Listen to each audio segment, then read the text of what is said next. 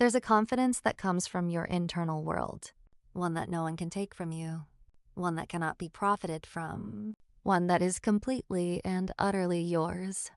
And society calls it daydreaming. Self-discovery is an internal process. It happens when you're alone, when you're quiet, when you're not performing for anyone. It happens in the space between thoughts, in the daydreams you've been told to stop having, when you're in your mind, creating, imagining, and discovering yourself.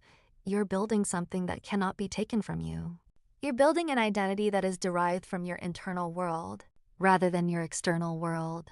Most people build their confidence on external things: their job, their relationships, their social media following, their appearance. And all of those things can be taken away.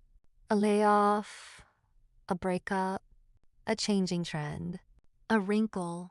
But when your confidence comes from your internal world, when you know who you are because you've spent time with yourself, that confidence doesn't depend on anything external.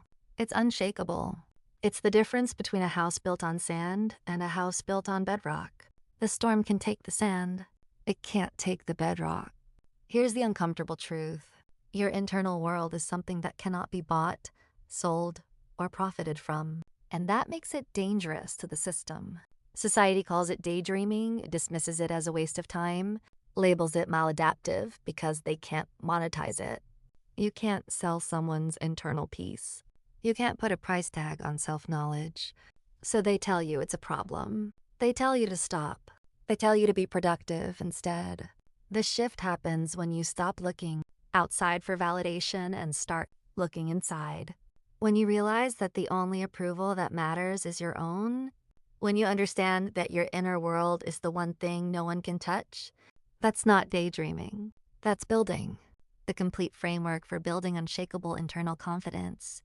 And the step-by-step process for shifting your identity from external validation to internal truth lives in my guides. Link in the description. Comment below. What's one thing you know about yourself that no one else could take from you?